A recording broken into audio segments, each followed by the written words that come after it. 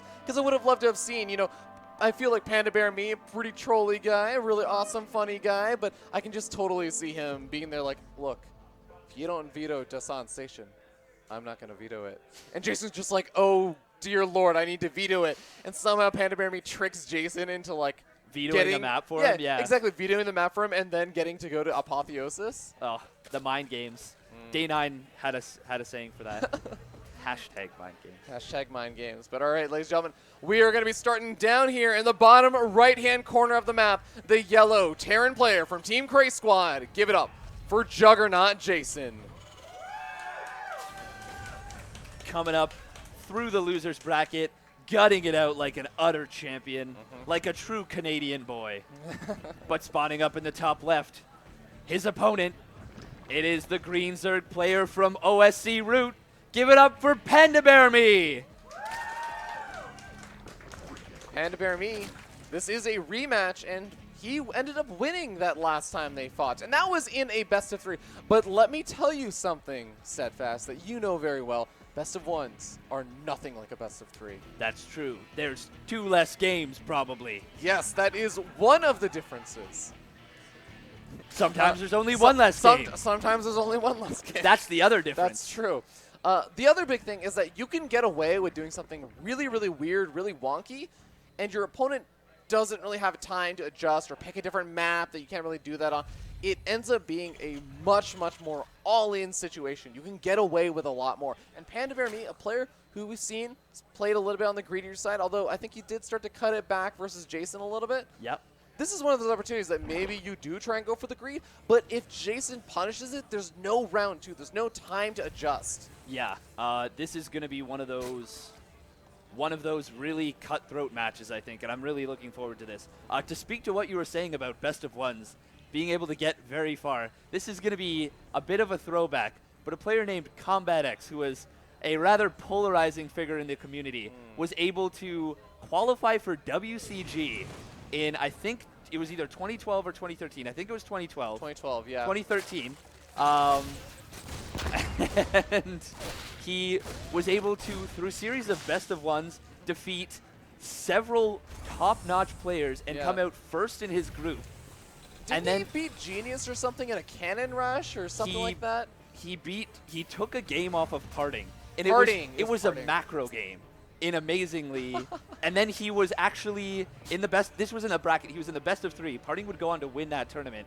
He took a game off Parting. It was game 3. He had an unscouted double proxy gateway, and he went in too early with it, and he lost. But he had the game won just by hiding Zealots for a little longer. That is very Combat X. Very Combat X. Ooh, hits both queens with that grenade. Coming back to the future, as it were. Yeah, and in this future, we do have Stim coming out right now. The Reaper will get hunted and chased down. It doesn't look like there's any cliffs for it to retreat up. Wow, actually gets up there. Doesn't quite get the surround over there. PandaBearMe gonna have to deal with that Reaper for a little bit longer. Just kidding. I said a little bit. Yeah, you were right. Exactly. Oh, 2 SCVs actually misrallied at the natural. That hurts a little bit for Jason. He needs to notice that ASAP, and he is going to be going for that 2-1-1 build. So we'll be getting the double drop. Meanwhile, PandaBearMe. There we go. No, they just derped into something. Oh, now there's 3. Now there's now he has it on a rally point. Oh, okay, there we go. Yeah. It seems like a really small thing, but honestly, SCVs mining around 40 to 50 minerals per minute, it is a huge difference. It's a huge difference in terms of even just getting out an additional barracks. He might have lost maybe, what do you think, 100 minerals right there? That's going to cut into his timings significantly.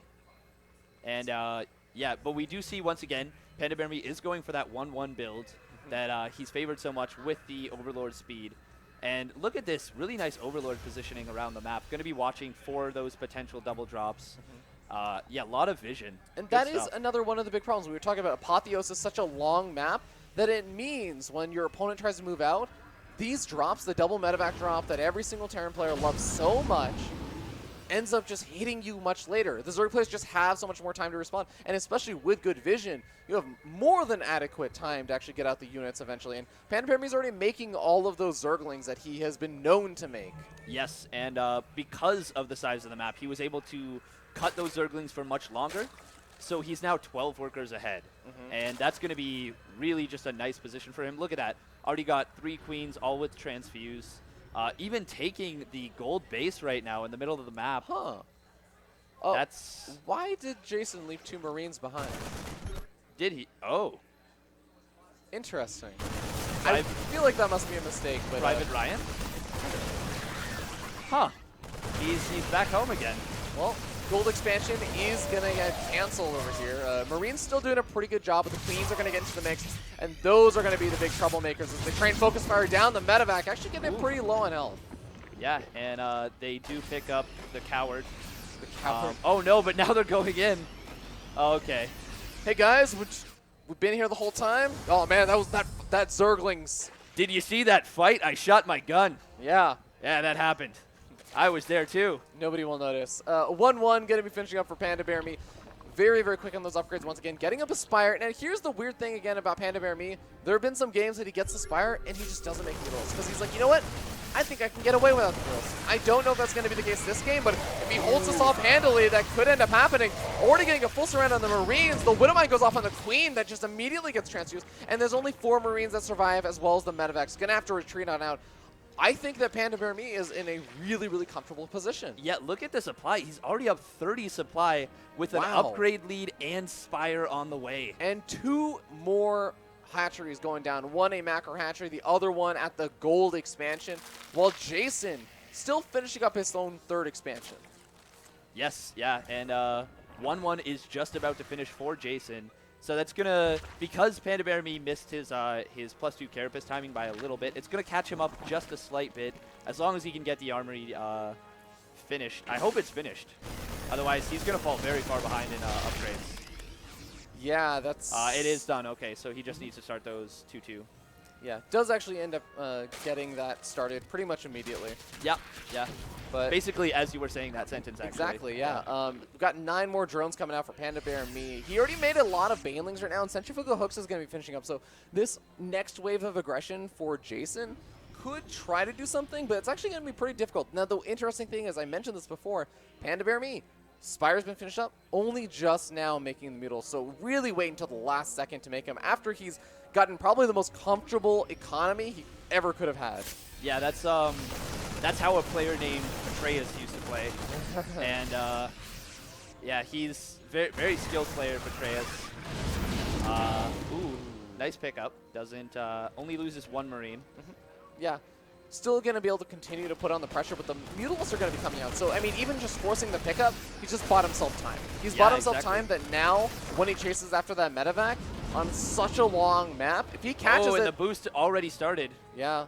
I mean, if the Speedlings can keep up with the Mutalists, if they don't end up going over too many random clips, Mutals are going to be able to focus fire down the medevacs, and managing to get 1 very low. The Zerglings do catch up, and the Banelings are going to be joining forces. Nice target fire, though. Picks off actually 2 of the Mutalisks right there. Ooh. And interesting to note, PandaBearMe once again going for +1 carapace. Actually, he might have gotten 3 of the Mutas. Wow, he's going to actually probably get another one. No target fire from Jason. Oh, does he get the last? Does get 1 more. Maybe even another. Wow, actually, these Marines trading out very nicely. Yeah. Big swell of Lings on the right side coming into that 3rd base, though, for PandaBearMe, or Jason, I should say. Wow. PandaBear Jason. PandaBear Jason. Going to be on the defensive.